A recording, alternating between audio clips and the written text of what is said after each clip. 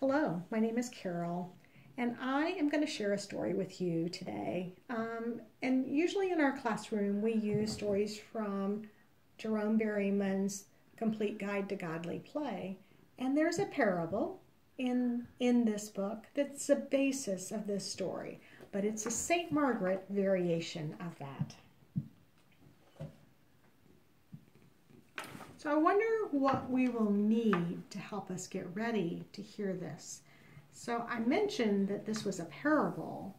Parables usually are in gold boxes, but they always have lids.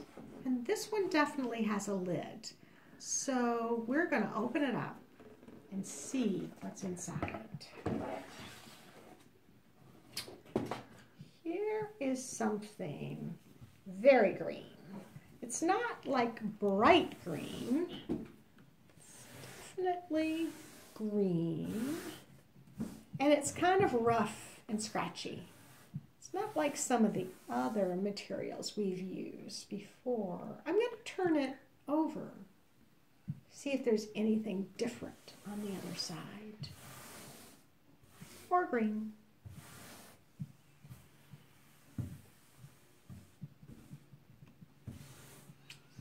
Oh, I wonder what else we might need to help us get started. Here is something brown. I'm going to put it right here, kind of in the center. Wonder what it could be. Could be a path. Could be some muddy water flowing through. Let's see what else we need to help us get ready. Now this looks like kind of an old pine cone. I wonder where that might be. I think I'll put it right here. Anything else we need? Oh yeah.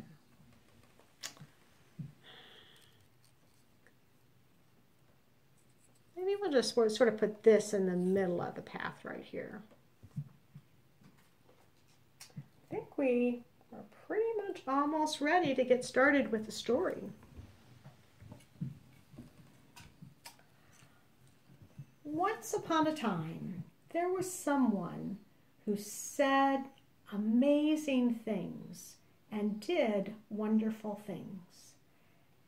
And people followed him and listened to what he said. And he was a great teacher. And they would ask him questions and he would answer them.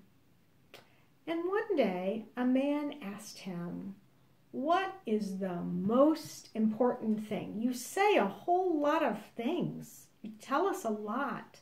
But what's the most important thing in life?"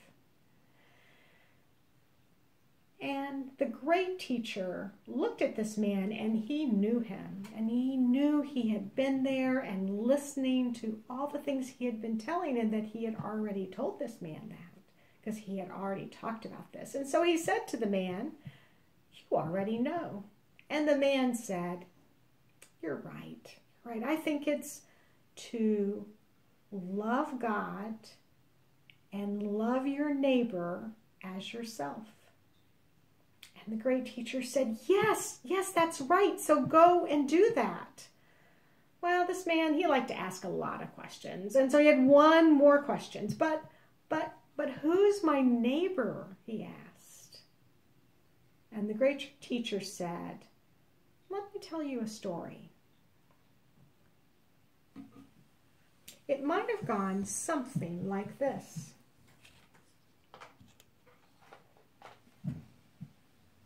This is Benjamin Beetle.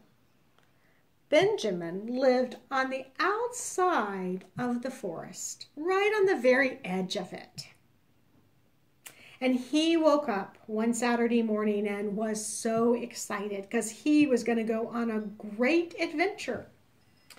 He was going to travel for the very first time all by himself to go and visit his cousin, Prickly Beetle, who lived in an old pine tree.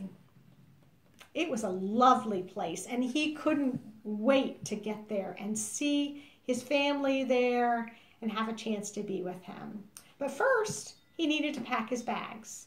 So he got his special toys and his special blanket and his superhero pajamas and his special toothbrush and, of course, some snacks in case he got hungry along the way. And he packed them all in his bag and put it on his back.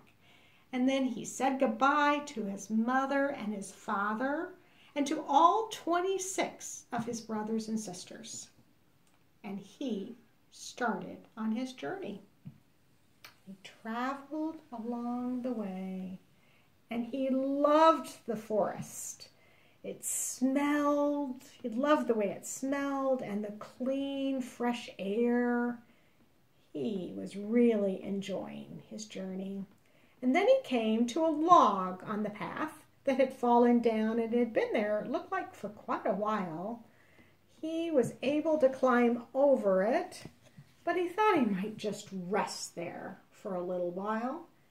But while he was resting, he was surprised to be attacked by ferocious scorpions who knocked him off the log, and they tossed him about and they pinched him with their pincers and they scraped and scratched at him, and then they took his special bag and off they went, leaving Benjamin Beetle all by himself, bleeding there on the path. Benjamin Beetle was hurting a lot and hurting so much that he couldn't even walk. He couldn't keep going on the path. All he could do was just lay there and hope that someone would help him. After what seemed like a forever time, someone did come along, and that someone was a praying mantis. Now, the praying mantis was on his way to church, and he'd had a really rough week because he had broken his leg this week, and he had to have that worst kind of surgery. He had to have super glue surgery, and then he had to rest up from that, and he couldn't move his leg around, and he was just finally getting back to church, and he really didn't want to be late at all. And so he turned his head and kept on walking through the forest on his way to church. Benjamin Beetle was now feeling very sad and a little scared and hurting a lot and wondering if anyone was going to help him.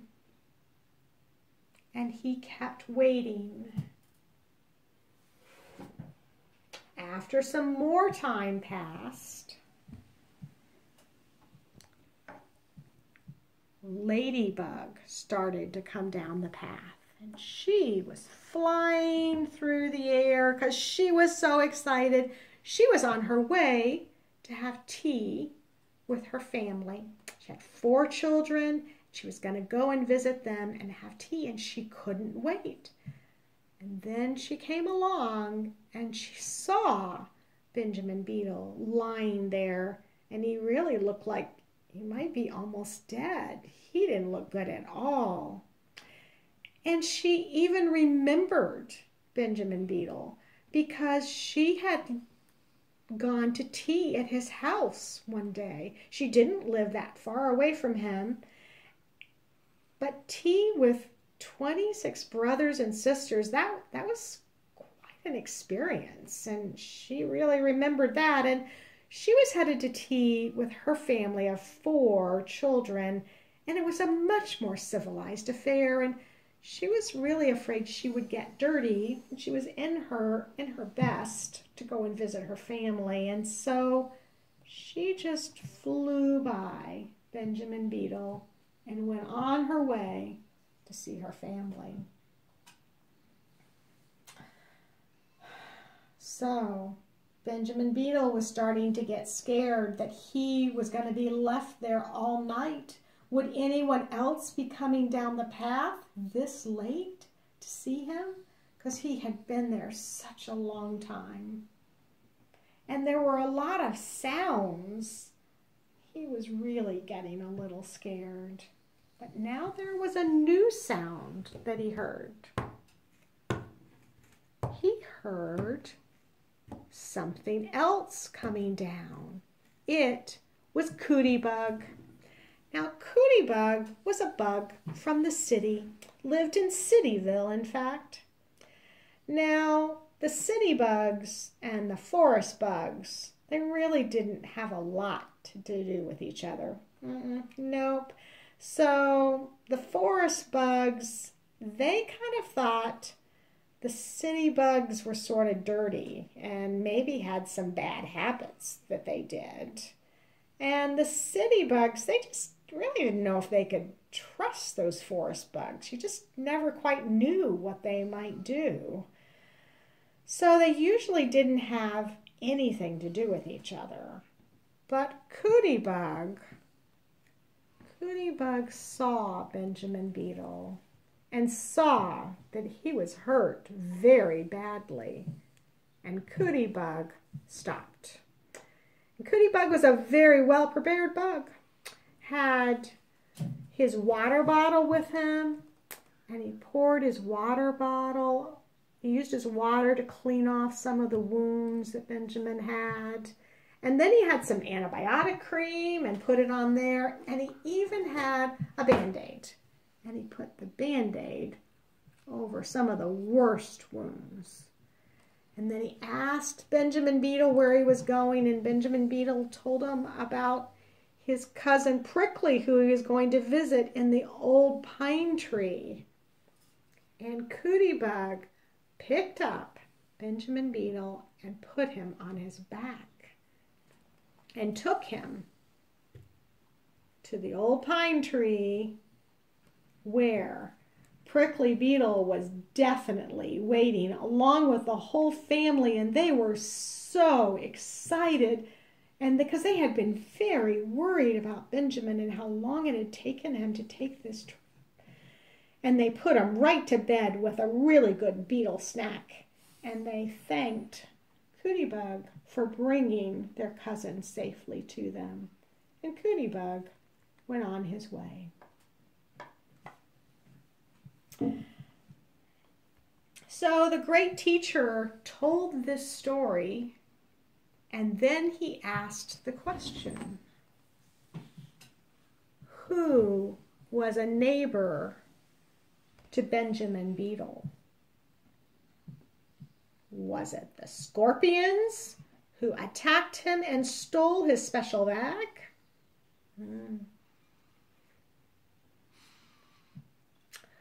Was it the praying mantis who had to hurry to church because she had missed it? Was it the ladybug who wanted to hurry to tea and to not get dirty and so didn't stop, even though the ladybug lived sort of close to where Benjamin Beetle's family lived? Or was it Cootie Bug who stopped and helped the beetle and carried him to safety? And of course, everyone knew the answer was Cootie Bug was the neighbor. And the great teacher said, go and do as Cootie Bug did. And that is the end of our story for today.